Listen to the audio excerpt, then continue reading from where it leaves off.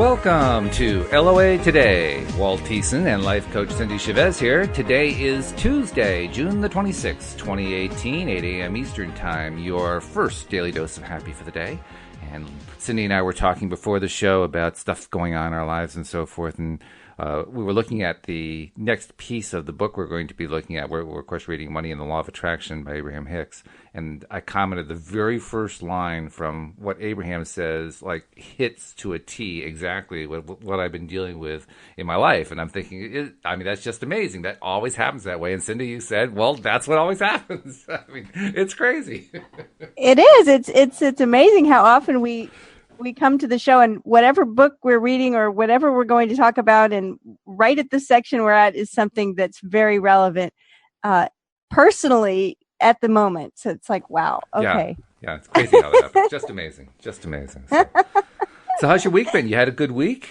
We haven't talked about it. I did have a good week, and I'm excited about something that's going on over here because I have a fig tree that I planted. Oh my gosh. I don't know how long ago I planted it, but maybe 15 to 20 years ago. Okay. And it took a long, long time before it ever bore any figs. And then for the first, I want to say 10 years, so a long time, the birds would eat the figs while they were still small and green. Oh dear, yeah. And so, they never got a chance. And people would tell me to put a bird net over it, and I never did because every year it seemed like the moment they appeared, they'd be gone. And so this year, this past weekend, we were outside, and it seems like all of a sudden the tree is covered with figs, and they're about the size of a marble right now, and they're green. But then we noticed there were about 6 or 8 of them that were much bigger and actually turning purple. And they hadn't been eaten by birds. So we very hurriedly ordered a bird net. And the next morning, 2 of them had been eaten. And so I picked the other ones and brought them in. And they are, figs are sort of like peaches. It's like they can be dry or mealy or whatever and just be awful, even though they look wonderful. But if you get a peach that's really great, it's like the best thing ever, right? So the figs this year, these figs are the best figs I've ever tasted. So I'm very happy, and fingers crossed that, they keep ripening and growing. And yeah. But it's really funny because, I do have a tendency to want to see signs all around me and oracles. And, I've always done this. But in 2005, I remember the date because it was literally the day or so after Hurricane Katrina. I had a lemon tree that I had planted that had been growing for like 5 years and had never had a lemon. And one of my friends who was a tree person said, well, you probably have a tree that's the root stock. It's probably never going to have lemons, and gave me all these reasons why the tree probably would never have lemons. And so I was, okay, I guess I don't have a tree that's going to bear lemons. And then a couple of days after Katrina, it had 4 lemons on it. Oh. And I was so excited about it. And this is the funny thing. The whole when life gives you lemons. We make lemonade, right? Well, it was only a very short time after that, like maybe days, that my then husband told me he didn't want to be married anymore. And for the next 4 years, things were really bad. And that tree was making like 80 pounds of lemons a year. Just a little metaphor going on there. And they were the best lemons ever. And I still laugh about it. I used to pick them and take them to people, and people were so happy. There were these huge, gigantic lemons. They were so good. And so my boys and I, who were grown at the time, they weren't little kids.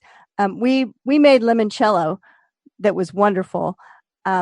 But, we did all kinds of things with the lemons, but I still think it's really funny that probably at the several years that were really the hardest time of my adult life, my lemon tree was just bearing lemons like crazy. The lemon tree died about well, this year, the lemon tree, we had a really good harvest a few years back, and then it struggled. And then we had another harvest. And then this past winter, the combination of a super hot summer, super cold winter, super hot summer, I don't know, it couldn't take it. And it was, probably 20 feet tall, and we lost the tree. And, I was sort of sad about it, but at the same time, I was like, okay, so this morning, don't laugh too hard, but this morning I'm thinking, the tree is loaded with figs. Wait, what are figs a symbol of? So I did a little search while I was waiting for you this morning, and the Bodhi tree that Buddha was enlightened sitting under was a fig tree, which I never knew that. It's called the sacred fig. And so figs are a symbol of enlightenment. So Walt, you think this is a special omen? Am I becoming more enlightened? Well, I think you're already enlightened. So I think that the odds of you becoming more enlightened are certainly very, very high. But I would also add that, I mean, if we're going to play out the lemon tree thing, I mean, the cliche there is when life gives you lemons, make lemonade. So I would translate that to when life gives you figs, make fig Newtons. Oh, my goodness. No. Here's the thing. I'm a huge Fig Newton fan. Like, I think they're amazing. And so homemade Fig Newtons, my both of my sons were in the food industry, and one of them was working at one time at this little coffee shop that specialized in like really over the top, kind of 5-star stuff. And they made homemade Pop-Tarts. Ooh, wow. And homemade Fig Newtons and things like that. And so I'm like, hey, that's a great idea. Thank you for that.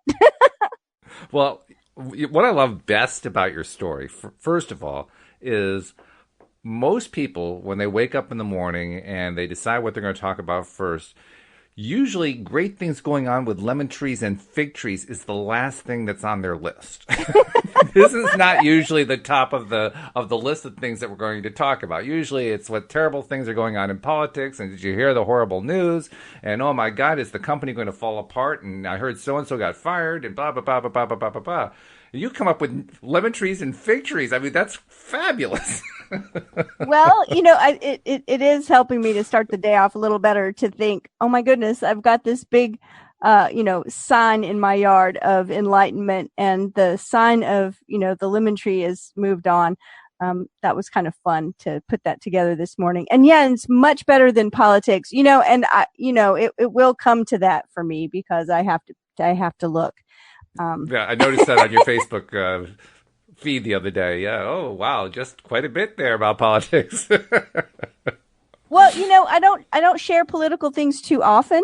In truth, probably more often than some people. But I'm definitely not like, I don't have a streaming feed of nothing but politics. And on my personal page, I don't share a whole lot anyway, because I have a private group on Facebook, and I'm spending most of my time in there. And I think it's kind of funny. I think of people like this person that was interacting with me on my page that you saw, who only ever shows up to make a negative comment. Oh, wonderful. And I even said to them, like, the only time I just said it was an observation. It was nothing more. I just said, it seems the only time you ever interact with me is to show up on my page and be very vocal about disagreeing with me politically, period. And the next comment included, have a good afternoon. I was like, really? Well, hey, that's improvement. No, that I gotta give credit. That's improvement. Okay. I mean, you got to say that was a little bit better. Now all they gotta do is stay on that track, Right? And so I think it's funny, because I think, people like him that, of course, isn't interacting with me in any other social media or any other way in life, and also is not in my private group, of course, it's like they probably, what they see of me is so different, because the only thing they ever see of me is a post here or there, 3 times a month or something on my personal page. Yep. So it's kind of funny. But I saw something on Joel's page. I think it was the same day. I mean, everybody has, somebody who comes along and, they got to say something, right? And he has a couple of those. He had posted something. It was a pretty positive thing. Most of the stuff he posts is pretty positive anyway. But he posted this really positive thing. I don't even remember what it was. It almost doesn't matter. But the guy had responded with this really negative take on it. I mean, it wasn't expressed negatively, but the only way that you could conclude off of it was that's just a negative take on it. And I realized and it was basically an aphorism about life. Life is this, life is that. And the essence of his thing was there's only a very narrow way of understanding what life is, and it doesn't work out.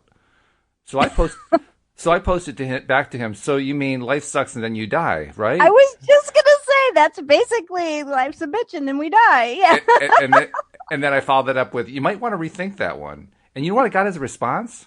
He laughed. He laughed at it. He thought it was funny. I thought that was a great response. Well, that's what you just said, right? It's like, okay, well, we're going to count it as an improvement. Yeah, exactly. So even though I had someone say to me one time in person, "Good day." Yeah, curtly, right? Right. And so when I saw that, "Have a wonderful afternoon," I kind of in my mind read it that way because the rest of his message seemed like that would be appropriate. But I'm going to do what I've done before and what you just said. I'm going to look at it as an improvement. It is. Some people just improve despite themselves, which is really strange, but it's true.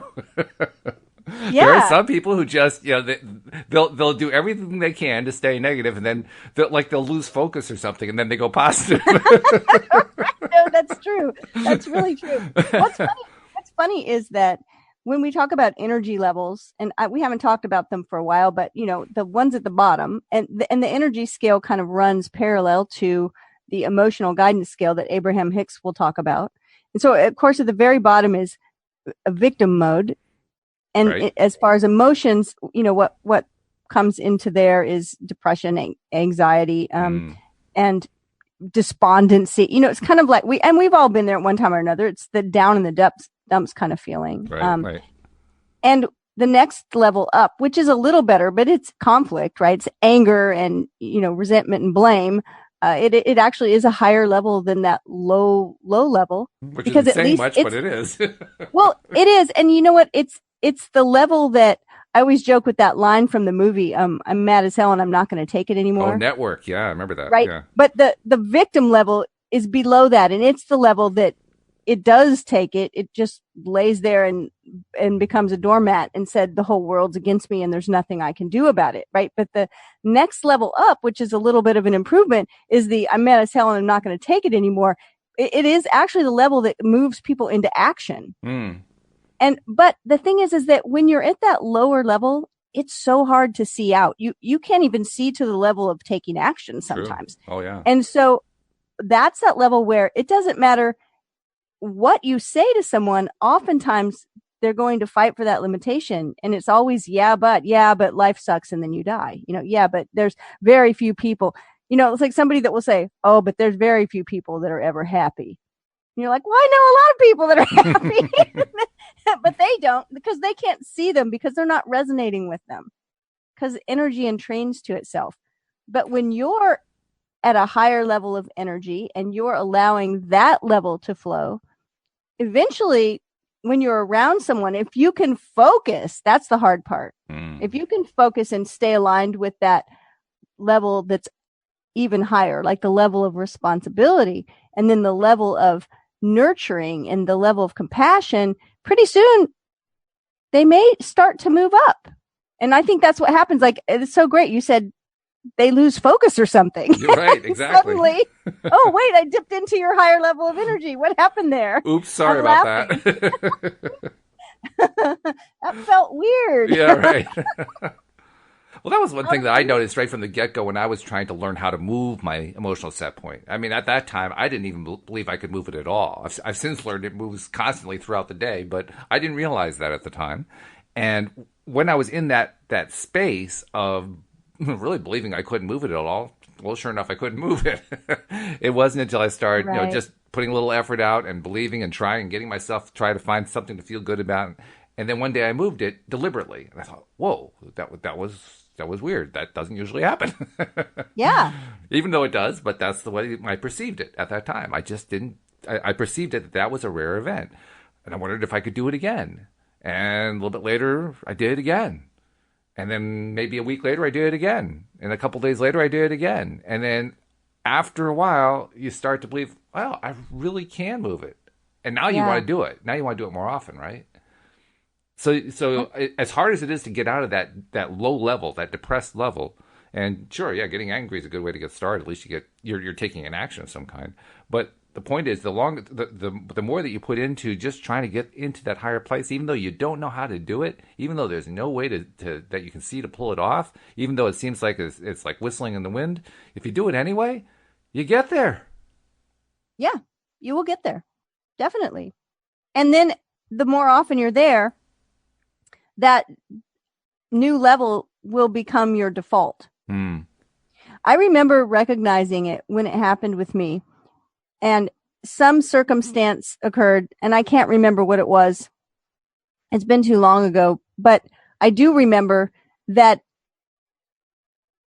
I can't remember if it was something that would normally really upset someone and make them angry or make them worried, like something happened to somebody I knew, or I just can't remember what it was, but it was an event that would normally have caused a really charged reaction, and it didn't. And I just didn't have it. And I remember thinking to myself, why am I not more upset about this? I thought I couldn't even drum it up. Wow. Right? It was like, I should really be offended. Like, I should be angry about this. Nah, it's just not there. And I was like, I couldn't even really make it happen. I couldn't drum it up. And I thought, oh, wow, this is amazing, because I'm just not resonating with that whole drama. And it just didn't really affect me at all. There's a phrase that I like to use that describes that experience, I think, really well. And that phrase is, the instrument has not yet been invented that can measure the level of my indifference to that remark. I don't care what you said. I don't really care anymore. I really didn't. And that was the thing. It wasn't a choice to like, you know what? I don't care. I'm just going to, it wasn't that. It wasn't like me just deciding whatever, say, I don't care what other people think or say or whatever. It wasn't that. It just wasn't there. Yeah. It was just kind of like we talked about, that neutral feeling. Right. And we certainly don't want to bring ourselves into a space where we're always feeling neutral. No. Stay there. I mean, that's not the goal. And I'm not trying to say that's the goal. But it's a huge step up from being depressed and angry. It's a gigantic step up from there. Yeah. And that's the point I'm making. I mean, it's definitely not, we should be flat and have no emotions. That's not what I'm saying at all. Right. But I'm saying it was really weird to recognize that, I'm not worried about this. Mm-hmm. Or I'm not upset about this. I actually think I'm struggling to remember which one it was, because I think it happened twice. Isn't that interesting? Over time, it just blurs. It like goes away. It's like, I can't remember the context anymore. Well, I remember somebody making a remark that I thought, didn't even bother me. And the other time I remember, because I think it was twice, it was a time when something happened that normally, or something didn't happen. It was more like, I think one of my kids who was traveling and I hadn't heard them when I was supposed to. And I was like, normally something would really concern a parent, like, oh, I'm really worried. Like, and I was like, and of course, nothing bad had happened. But at the same time, I remember thinking to myself, this is really weird that I don't feel worried. It is weird. What's also weird is the response you get. Because when you put out a message that basically says, it doesn't matter to me. It just doesn't, I don't really care. You diffuse the momentum of whatever it is the other person was building up. Because they didn't get the reaction they expected. They wanted you to fight back. They maybe not consciously, but they wanted you to fight back somehow. And you didn't fight back. Yeah, true. I mean, it reminds me of something that Louise talks about when she was still doing the therapy work and working with clients on a regular basis. She would play a pillow game, and she would pick up a pillow off a couch, that kind of thing, and toss it to the other person and say, "Okay, now toss it back to me." And the person would toss it back. She'd toss it back to them, and then, "Okay, now toss it back to me again." The person would toss it back, and she'd let it fall to the floor. And she says, "That's what happens when you don't engage. The game ends." Yeah. It's called just letting go of the rope. Right. Yeah. I'm not going to struggle with you anymore about this. I have no interest in struggle. And sometimes we like to give people more and more rope. I advocate letting go of it entirely. They don't have all the rope. They can have all the rope in the world. It's all theirs. Yeah, just let go of the rope. Yeah, right. It's really interesting, that power dynamic. And we have, we do have the choice to be in control of how we feel and what we think. Mm-hmm. And oftentimes, when people are in those kind of emotional struggles, and they will use language like, "Oh, he makes me so mad." It's like, well, no one can make you feel a certain thing. You get to choose that. It's a big epiphany for a lot of us when we first realize that. Well, it's hard to notice it at first. I mean, when you're in the midst of the angst or whatever it is, you can't see it. But once you cool down and you move past it a little bit and you look back, then you realize, wow, yeah, I actually did have control. Why didn't I feel like I had control? Because I had it all along. Yeah, we have it all along. It's very empowering when you start recognizing it on a consistent basis. Yeah, it is. It is.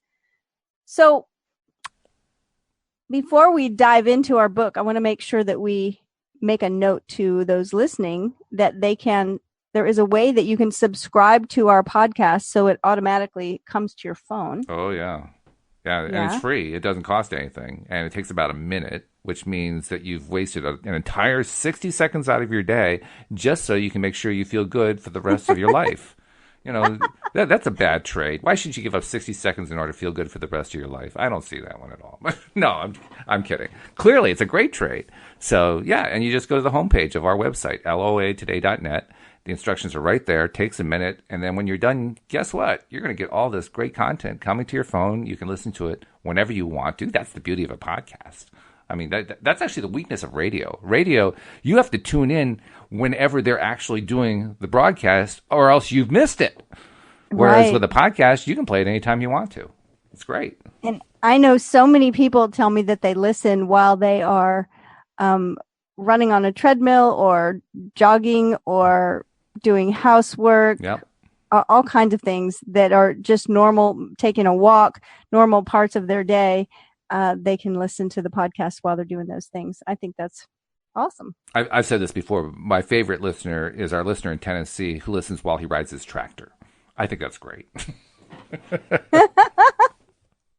Well, I personally know people who ride a tractor, and I have been told that it's very meditative to be out there in that field on a tractor. Mm-hmm. Just sort of the grinding work, but a place where you can just be kind of with your thoughts. So that makes total sense to me. I can see that. Sure. Yeah. And it's a great picture for us to have. Yeah, right. Yeah. So if you're listening right now on your tractor, hello. We're thinking about you.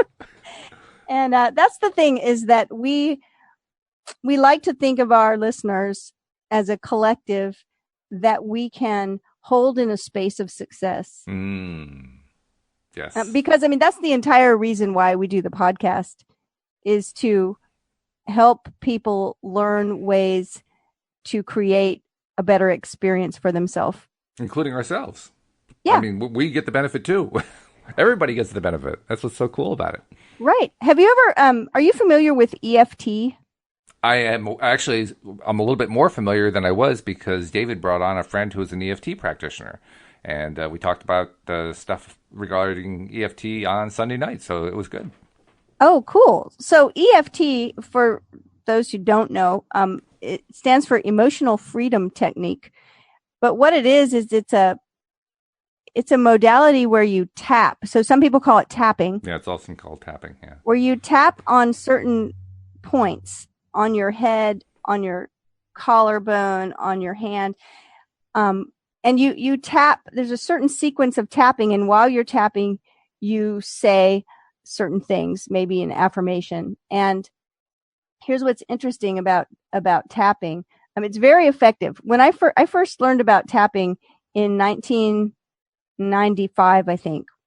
And at the time, I learned the whole program, and no one I knew about it except for the naturopaths that taught me. And the website for tapping was one page. Okay. It was just one little page. And then I used it for a long time, and then I kind of forgot about it. And about 10 years later, I remembered it, and I went back to see the webpage, and it was huge. And it had like Deepak Chopra was on there and all these people. I was like, what? That's incredible. And so it's had a real boom, and there are lots and lots of people practicing it now. But there is a certain thing that happens in groups where maybe a practitioner is tapping with you, or sometimes people meet together, even on the video Zoom platform like we use for the podcast. We use the audio, where they'll all tap for someone. And they call it shared benefits, because they say so many times they're tapping on something for someone, and they will get the benefit themselves, or they get healed themselves about whatever it is. And people tap for all kinds of different things. Why am I not surprised by that? Because they're focusing on something, and so they attract more of it, of course. Right? So it's like, yeah, we're here because it benefits us and you. And I like to think of our listeners as a collective that I can hold in a space of success, because your success is our success too. It's true. Oh, yeah. I mean, it's not completely selfish. I do love to see wonderful things happen for people. Which is great. Part of that is I love to see it. It brings happiness to me, right? Oh, yeah. It's especially, we get the best flavor of it when somebody calls in to the show, or when somebody sends an email, or through the contact form or Facebook post or something like that. But the best is when we get somebody who calls in, because then you can hear it in their voice. And yeah. I'm a very auditory person, so for me, when I'm hearing the voice and I'm hearing the excitement, that sends a thrill through me. I really feel it that way. I experience it as like, whoa, this surge of energy inside me, because it's tapping into my primary modality. So yeah, I love that. That to me is where I get the real feel for just how much people are positively affected. And it's fantastic. Yeah. So please subscribe, share with others that you've subscribed. There are plenty of social media buttons over there at the site, loatoday.net, once you've subscribed, if you'd like to share that you've subscribed. And if you would like to be brave and, sometime pick up the phone or get on the computer and call into the show, we'd love that too. I'd also like to issue a challenge. Once you subscribe and you go to the social media buttons, if you can find a social media button for a social media website that is not represented there, I want you to send us the message. I'm going to bet that no one can send us the message, because I think we have them all covered. They're covered. Believe me, they're covered. All right. So we have been reading through Money and the Law of Attraction. There are several parts to this book, and we're on part 3 right now, which has to do with wellness. We're getting very close to the end of that section, but we're finishing it up, and we're on a section. If in the paperback, we're on the bottom of page 126. What can I do to help them? It's a question that Jerry is asking. And it fits right with what you were just saying. I mean, you were talking about how we like to help our listeners. It's perfect. It's a perfect segue. Yeah. So what can we do to help them? So usually when we're doing these conversations, Walt reads the Jerry parts, and I read Abraham. So. Yep. So I'll read Jerry's part. Jerry asks, what's the best thing that I, as an individual, can do for other people who are having physical problems? And Abraham says, you never help others when you allow yourself to be a sounding board for their complaints. Seeing them as you know they want to be is the most valuable thing you can do for them. Exactly what we were just talking about. Because you were just talking about how we like to see our listeners, being the best they can be, and that's it. That's why we do it, right there.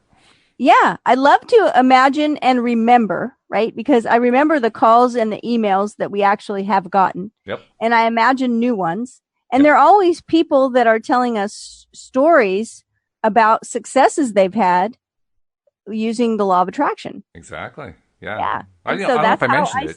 I don't know if I told you today. We had a call yesterday when Tom and I were doing the podcast. Mike McEwen, who's one of the contributors to the book, called in because what Tom and I were talking about was resonating with him so much, he just had to contribute to the conversation.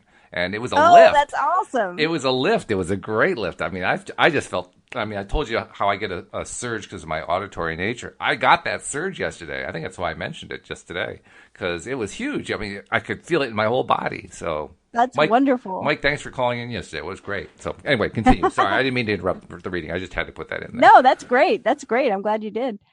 So I'm going to read that again. Okay. The first two sentences, they're in italics, and it's really powerful. You never help others when you allow yourself to be a sounding board for their complaints. Seeing them as you know they want to be is the most valuable thing you can do for them. Yes. Sometimes that means removing yourself from their vicinity, because when you're near them, it is difficult not to notice their complaints. You might say to them, I've learned the power of my attention and thought. And so as I hear you speaking of what I know you don't want, I must tell you that I must remove myself, for I don't want to contribute to your miscreating. Try to distract them from their I'm not trying to complaints. actually say it that way. This is non-physical beings trying to be very helpful, but I don't think I'd actually say it that way. I think I'd leave that last bit out about contributing to your miscreating. The rest of it was good, but that part I think I'd leave out. Yeah, this is what I would tell like you or someone else right after the fact. I would say, well, I just left because I didn't want to contribute to their miscreating, but I probably might not say it to them. Yeah. This is what I might say to them. I might just say, well, what do you want? Yes. So we know what you don't want, because you're complaining about all these things and you sound like this is really something you don't want. You sound really upset. You sound like this is really bothering you. So let's turn this around. Tell me what you do want. I do this conversation a lot. Which is a great way to shut people up for a few minutes while they try to figure out what it is they actually want. Oh, I mean, that's not a joke. No, it's serious. That's real. It's funny, but it's true. It happens all the time. Yeah, because the complaining and here's the thing. When we're complaining, we're generally complaining about something that's happening, and it's happening because we're familiar with it. We're in the thick of it. We know it really well. That's why we're complaining. Oh, yeah. And we're on autopilot with those complaints. I tell that story about a woman that came to me that wanted to have her number one thing she said she wanted in a relationship was that her mate, her partner would respect her. And because she had been in several relationships that were very disrespectful. And so I said to her, okay, tell me what that would look like. You want to have someone respect you, and that it is at the top of the list of things that most people want and that we need for a healthy relationship. Mm-hmm. Okay, what does it look like? And she started listing, well, because I've been with people and they just don't listen to me. Yeah, of course. And she just started listing all these. And I said, I had to stop her after about 10 of them. I said, whoa, everything you've just listed is disrespectful behavior, but I want to focus on what respect looks like. And that's where those 2 minutes of silence came in. Yeah. That's one of my favorite things to do with somebody who's politically wrought about something. Doesn't matter what the issue is. Doesn't matter what side they're on. They're politically wrought. And I'll ask them the same question, but I'll do it in terms of the issue. What are you in favor of? And they'll do the same thing. They'll come back with, well, I'm against this. I'm against... No. What are you in favor of? Yeah, but I really want to stop this. No. What are you in favor of? Yeah, exactly. What do you support? What do you believe? Exactly. What do you stand for? And it's interesting for those moments of silence. That's right. Because you can see the brain. If you're talking to them face to face, you can see the brain churning. It's like they're trying to figure out, how do you actually address this question? It's great. It is. It's great. So it says here, after the conversation of I don't want to contribute to your miscreating, it says try to distract them from their complaints. Try to help them focus upon some positive aspects. Do your best to imagine their recovery. You will know when you are of value to anyone when you're able to think about the person and feel good at the same time. Oh, that's really interesting, isn't Yeah, it? that's really the key point. That's why we want to focus on the highest best thing. Yeah. That point right there. I mean, read it again because it's so important. This whole last paragraph that I'm going to read now, it's all in italics. You will know when you are of value to anyone, when you're able to think about the person and feel good at the same time. And the When reason you that's so love, I hate to interrupt you because this is a good paragraph, but I want to go back to that. You are able. Let's see. What's the phrase? You will know when you are of value to anyone when you are able to think about the person and feel good at the same time, and that's important because we're talking about somebody who's giving you a hard time, who's throwing all these negatives at you, and when they're in that space, that's when it can be most challenging to think about them and feel good about them at the same time. well, and we're talking about someone who may be having physical problems. Yeah, but it could be And almost anything. Yeah. so when we think about somebody that we love Mm-hmm. and that is struggling, and whether they're struggling with a physical problem or an emotional problem or a financial problem or or all three or whatever, whatever way they're struggling. And when we think about them, we often don't feel good because we're worried about them, right? Because Right. we're fearful of what might happen to them, because we're Exactly. afraid things are going to get worse for them, whatever. And so to me, this is so, so powerful. You'll know when you're of value to anyone. You know, that idea that worrying about something is like praying for what you don't want. Right. Well, I mean, when we worry about people that we care about, we may be in effect praying for what they don't want. Ooh, I certainly don't want to put that energy out there. Oh no, not at all. So you will know when you're of value to anyone when you're able to think about the person and feel good at the same time. When you love others without worry, you are an advantage to them. When you enjoy them, you help them. When you expect them to succeed, you help them. In other words, when you see them as your own inner being sees them, then and only then is your association with them to their advantage. Ooh, this might be the time to break out the highlighter. Yeah, right. Yeah. Because there's a couple of very important points that just got made. The first one that I noticed is actually the last one that was made, which is this is the way your inner being sees them. Even though Yeah. I'm not seeing that person at this moment in time in a positive light, the person inside me is, which is not the way we normally think about it. But it's Yeah. enlightening to Wow. know that my inner being, who I am inside, is seeing this person who is suffering right now and complaining and so forth in their highest light. And in fact, the reason I'm feeling so miserable about this person's situation is because I'm disagreeing with my inner being and saying, no, no, no, they're miserable. They're miserable. Mm-hmm. Yeah.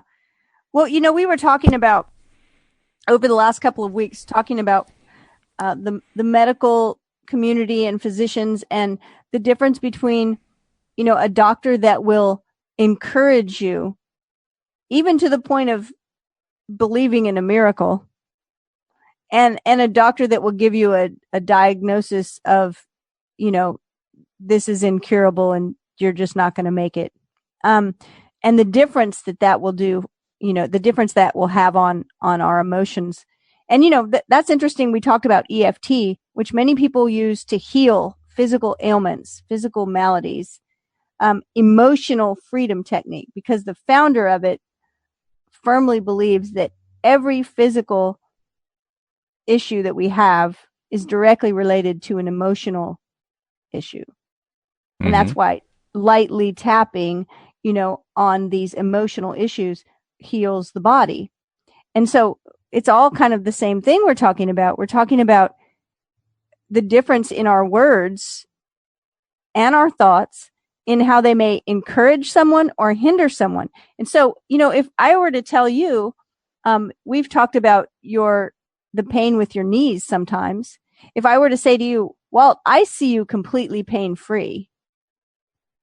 When I look into the very near future, I see you in a place where you're walking, running, skipping, dancing, riding a bike, all of it completely pain-free. That's what I see. Mm-hmm. Yep. Well, I have a That story to tell about that. feels so much better, It right? does. Oh, it does. I mean, and so I think this is wonderful, this paragraph, that when we love someone without worry, we're an advantage to them. When we enjoy them, we help them. When we expect them to succeed, we're helping them. That's so, so powerful. So how do we know if we're doing that? Well, because when we think about them, we feel good at the same time. And we don't feel worried. We don't feel bad. We don't. That's right. Yeah. And I want to report that your thoughts definitely helped, because yesterday I told Louise this story yesterday, and she's looking at me quizzically saying, "Why are you telling me this?" Yesterday, I pulled out a pair of pants to wear, and I put them on. I started to wear them. I realized that they had some stuff on that hadn't gotten laundered out properly. So took them off and threw them in the machine to wash them. Now, our washing machine is downstairs in the basement.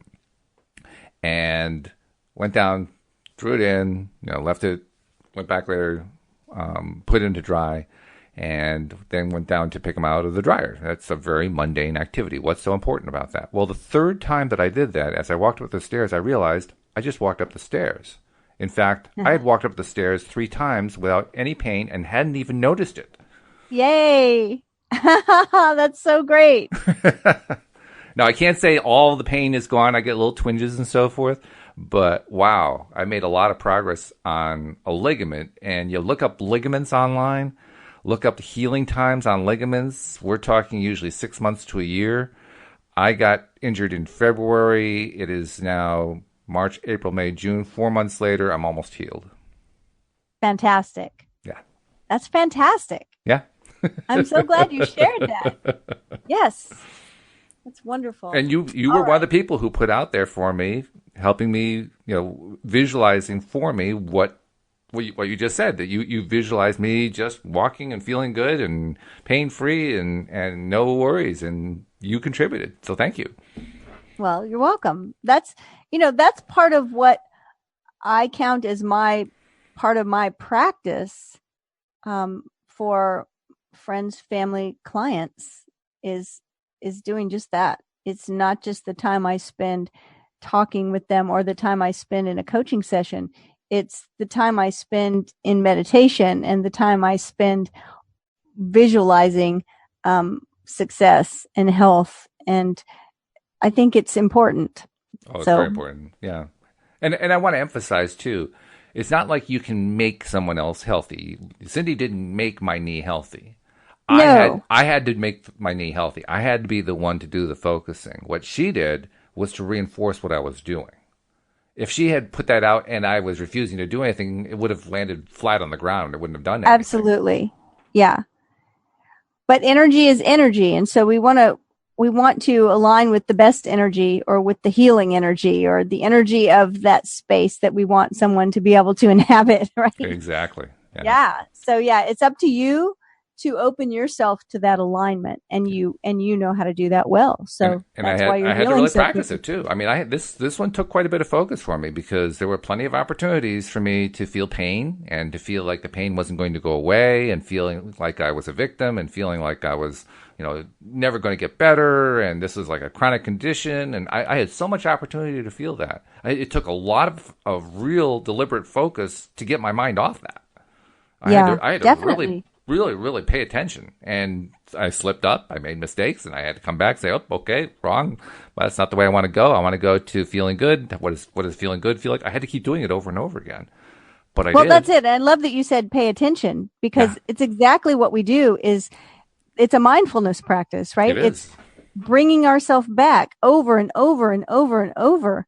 And sometimes it gets really repetitious and monotonous even. Which, by the way, is a good thing, because the more that you think a thought, the more it becomes a belief, right? Exactly. That's what I was going to say, is when we realize that, it's like, I get this, I keep having to bring myself back to focus on, healthy. And my mind keeps reminding me that I'm not healthy. And we have to keep bringing ourselves back. But eventually our mind decides to play with us instead of, antagonize us. And so eventually it becomes our default method. It becomes easier and easier. And just like, how you said, I just realized I've been up the stairs 3 times. Yeah, right. right? Like suddenly and I've had that recognition just with the thought process. It's like, oh my goodness, I haven't thought about this. Mm-hmm. Awesome. I'm keeping on track. I'm focused. I'm learning how to focus. That's right. Yeah. Now, this is an interesting question because we're talking about bringing our focus back. We're talking about paying attention. But the next section here is talking about someone who we don't think of as someone who can pay attention. It says, what if they're in a coma? Ah, yes. So Jerry asks, from time to time, someone will say, I have a friend or family member who's in a coma. Jerry has an interesting life. I can't remember the last time someone said to me that. But, well, whatever. Anyway, he says, is there anything we can do for a loved one who's in an unconscious state? I'm just laughing because the first time I read that, I had the same thought. I was like, oh, that's interesting. I don't know anyone that's been That's right. Okay. So Abraham says, you are communicating with those around you vibrationally, even more than with your words. So even though your loved one may show no signs of recognition, it does not mean that your communication is not being received on some level. You can even communicate with those who have made their physical transition in what you call death. So do not assume that a seeming unconscious state has barred your communication. And interestingly enough, science supports that. Science has discovered that people in comas, in unconscious states, do receive information from the people who are talking to them. That's why medical people say, talk to your loved one when they're in a coma. They hear you. On some level, they hear you. They found that that's actually true. This isn't, I mean, there are some things about what we talk about that could be passed off as mumbo jumbo or woo woo or whatever because you can't prove it. This is something that's already been proved. Right. It says the primary reason why people remain in a coma or unconscious state is that they are seeking refreshment from the lackful thoughts that have been hindering them. In other words, while they have withdrawn their conscious attention from the details of their normal life, they are in a state of vibrational communication with their own inner being.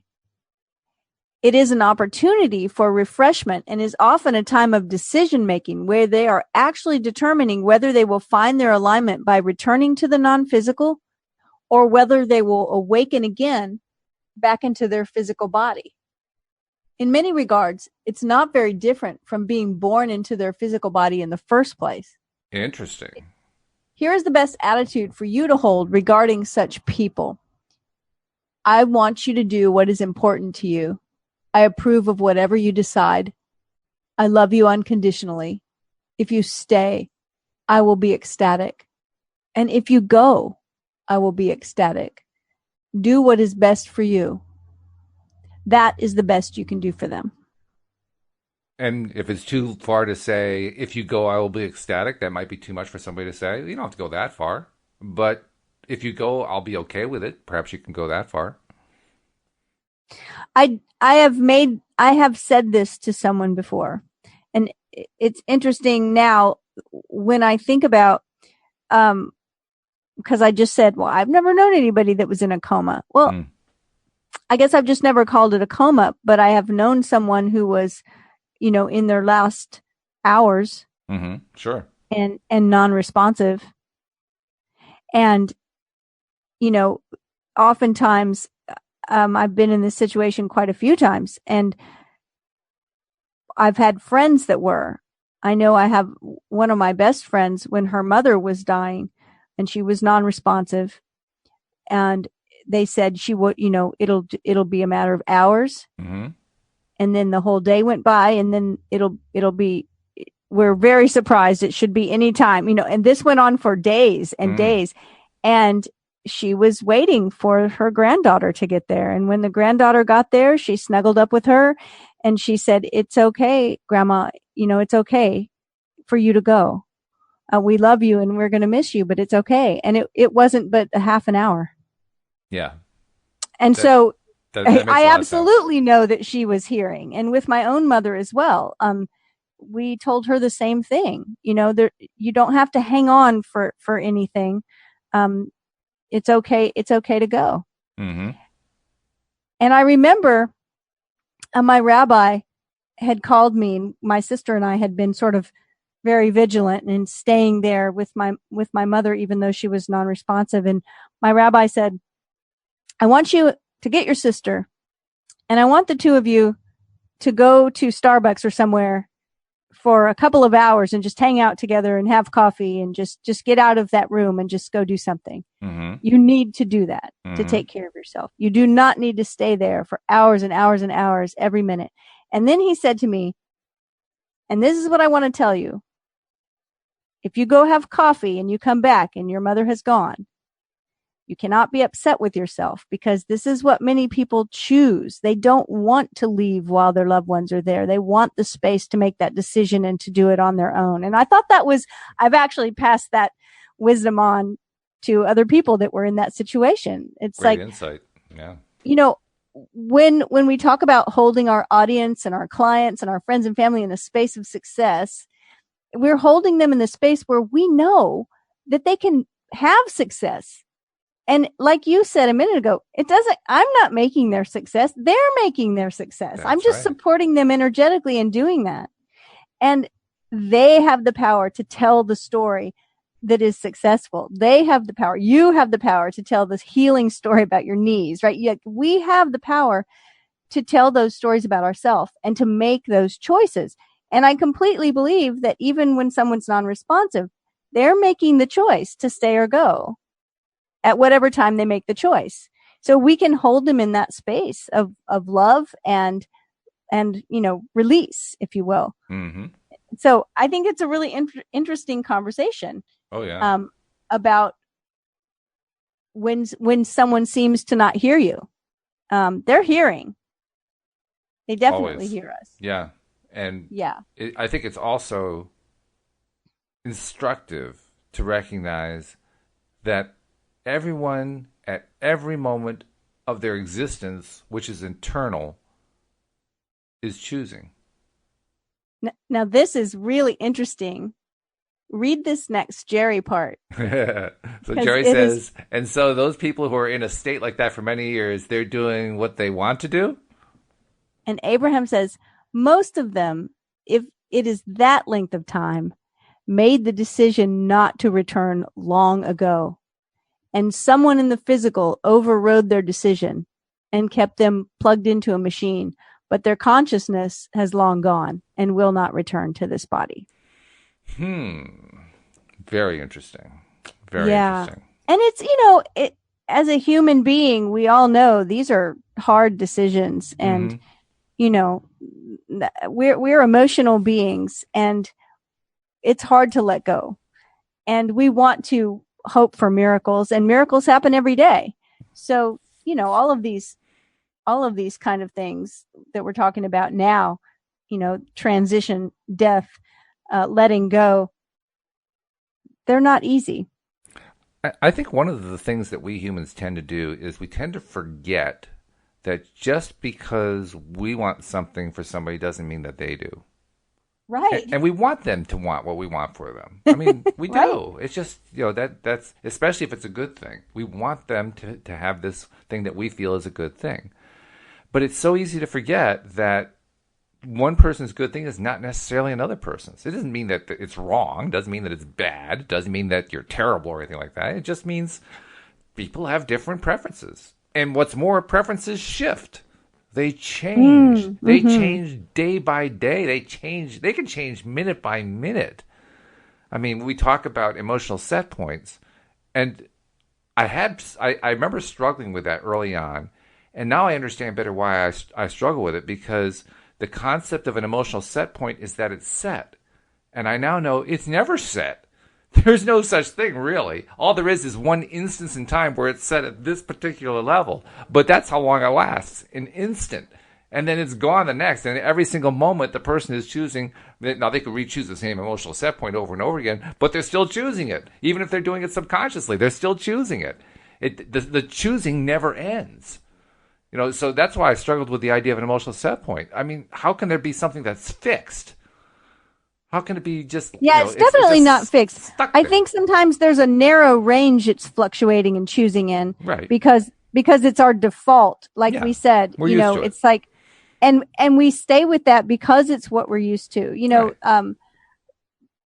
one of the things that's interesting is we hear people all the time use this term about their comfort zone, but usually our comfort zone isn't even comfortable.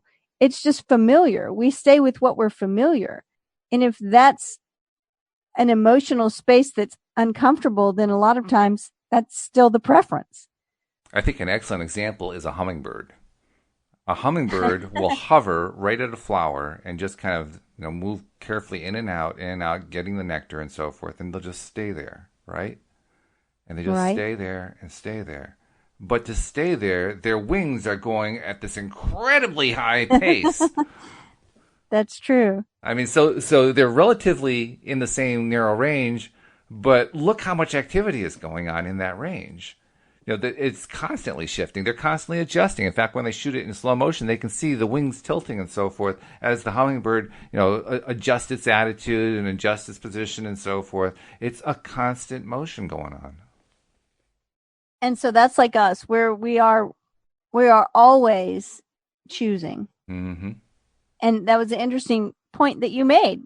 We may be choosing the same thing over and over. We could. Yeah, we but do. It's still we a often choice. do.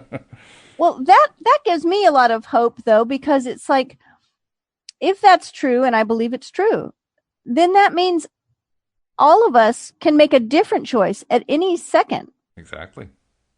We're not, sometimes we feel stuck, but we don't have to be stuck. We never really are. We just decided we are. Right. Yeah, that's what I'm saying, is that when we feel stuck, it sometimes becomes our story. I like the idea of, and it's something that some therapists will also suggest, and that is of doing things differently.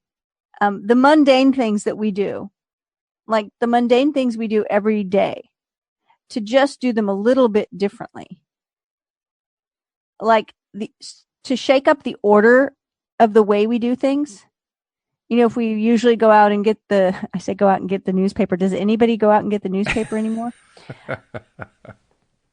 So if we usually, have our coffee and then we go, do whatever, just to do it in reverse order, or instead of taking the elevator, take the stairs, or if there's a back way to drive to work, a different street, or to come home from wherever, things like that. If you usually, when you go to the grocery store, you always park, on the right side of the lot. Well, park on the left side of the lot. Just do some things different. And what that does is it kind of shakes you out of the rut that we get ourselves into by going on autopilot all the time. Good point. And the way this works, the way this ties into, manifestation, I can't tell you the number of people that I know, and myself included, that have been working on some kind of thing they want to manifest, and they go out of town, they go on a vacation, or maybe even a business trip, or they just go somewhere they're not familiar with, and it will happen. They get that call about the job, or whatever it is that they've been trying to manifest. Mm-hmm.